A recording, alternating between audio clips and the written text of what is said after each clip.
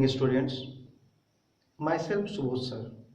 Once again, I welcome you all in the economics period.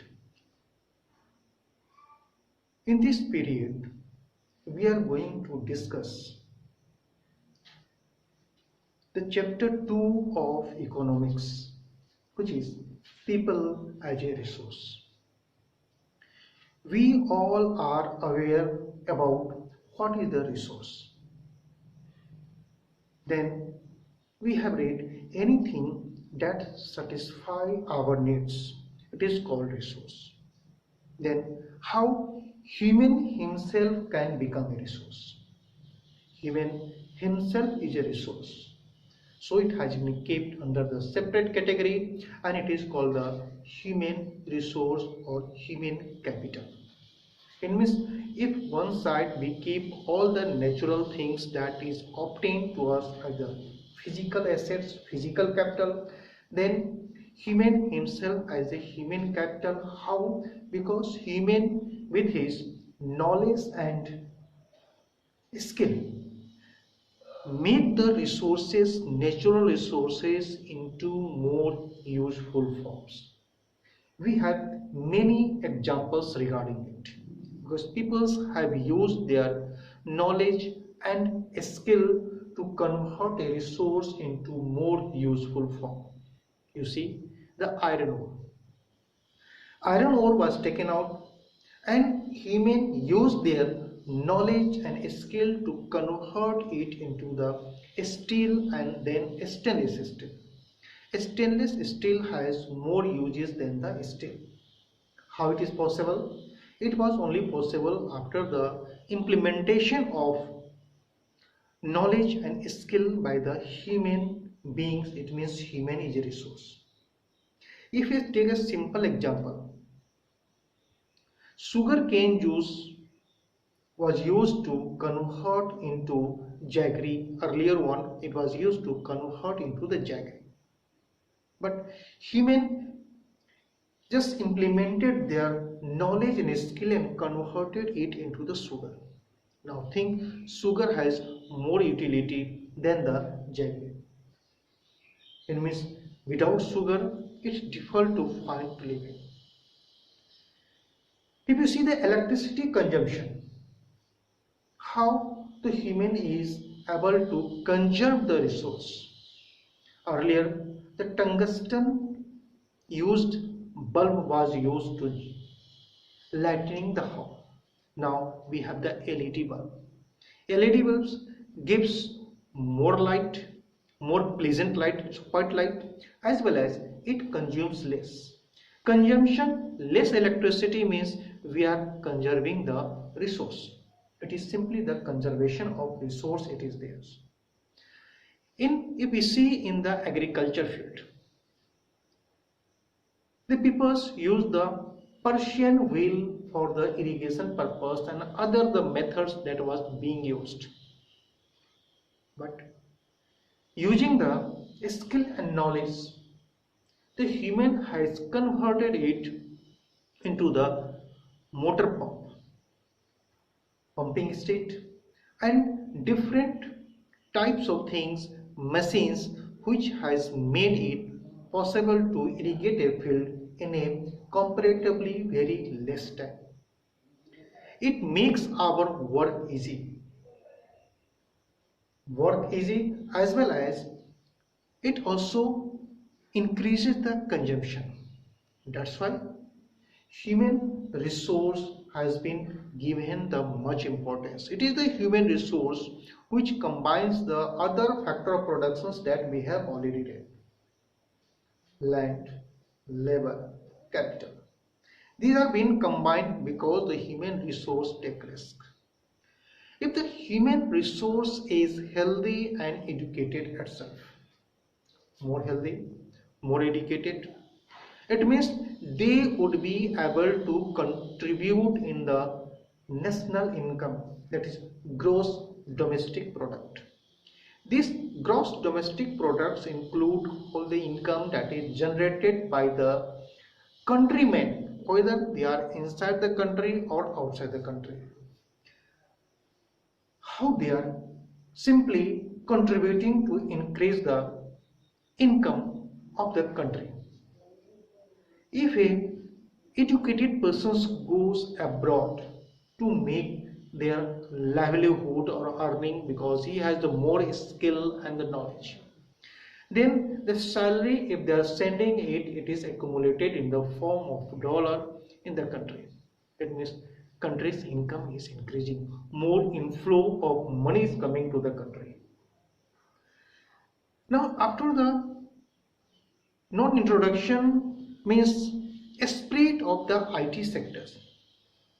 In IT sectors, it has required more and more IT workers or intellectuals who has increased the income of the country. So we can say that the human resource is a very good one. We should not always see the dark aspect because it was considered if the population is increasing. The increasing population play a very vital role because the peoples have to manage for the shelter, their educations, their food, their health. But if the population is healthy enough, if the population is educated enough, then it becomes a boon, not a burden. Then how do we generate it? How do we make the human resource capital generation? Suppose that if a country has developed in the education system, and if they have in particular years they have 1000 doctors and engineers, and the very next year if they find they have the 1200 doctors and engineers, these extra 200 can be combined at the human capital generation. These together, what would be the work? I have taken the example of two things. One, engineers. So what the engineers do, they increases the capital, means physical capital. How so? Because they prepare the machines and the tools. And if the machines and tools have been prepared, it means they are increasing the physical capital. And physical capital is necessary for the factor of production. It means it would help it. Doctors at the same time provide the medical facilities. And due to more doctors, more medical facility is available. If you see the data of a country, you will find that before 30 years or 40 years back, the number of doctors were very less in our country. So more people were dying at even the early stage because doctors were not able to treat because the population were large. Nowadays, these people are able to make a research, making many medicines. The disease which was being considered the dreaded in the earlier time, nowadays the disease is the dreaded, but it is not so dreaded that people used to feel in the earlier times. If we just take the simple example of malaria, if we take the example of tuberculosis, at the time tuberculosis was considered as one of the dreaded disease if we take the 40 years back. But today's, due to availability of medical facilities and medicines, this disease is not so dreaded as it used to be considered because due to availability of medicines, this disease is curable. Furthermore, if you see the things around us, the things which used to be the costlier one, now it is the cheaper one. And if the educated peoples means working force, and what is the working force? The working force can range from the 15 to now it goes to 65 years. Earlier it was the 59 years. Means why it has increased? It has increased only due to the improvement in the health of the peoples, because earlier it was considered the peoples are approaching the 60 years, 59 years. After the 59 years they are mentally and physically weak, but now it has increased. It is going up to the 65 years, means they thinking they are mentally and physically fit. The life expectancy of the peoples has increased. If we see the data from the last 50 years, life expectancy says that the life means period of life, average life, the person is able to attain in a country. And how it is dependent? It is simply dependent on the medical facility and the food the peoples have. You see around the peoples who are educated and who are illiterate peoples, literate and illiterate about their food habit. The literate peoples are more hygienic. Illiterate peoples do not know what is the hygienic for them. That's why if they are not taking the balanced diet, their life would be less, because they would be suffering from some sort of the disease, because they would not be able to develop their immune system. So this is the difference between educations and not educated peoples, healthy and not healthy. If a person is healthy enough and is educated and skilled, then they would supply more and more contribution to the industries. That's why in the corporate sector you will find the employers are being given more and more training. Every department, everywhere, the resources are on, and human capitals are being provided the training. And the training, they are becoming specialized in doing a particular work. This we can say it was the division of labor. When the division of labor takes place, it means one is becoming more and more specialized in doing a particular work. Simply, the production rate would increase, because if one is more perfection in doing a work, then the time that is being taken by them would be completely less, and if the time is taken less, then production would be more, and the production is more, the cost of production of a commodity decreases, and if it decreases, the consumption increases, and consumption increases, it would help in the increase of the domestic product. If the people is healthy enough and educated enough, in the process of production, the wastage is minimized, and if the wastage is minimized, simply it would lead to less cost of production. So we know it that the peoples who are engaged in this work are more and more compiling and simply contributing to the national income. Just compare yourself. The peoples have the knowledge, peoples have the skill, peoples have the behavior. It comes under the human resource. Knowledge, skill and behaviors. You might have been confusing, but because might have discussed about the knowledge and the skill. A skill comes from the practice and practical works. If it is simple, we take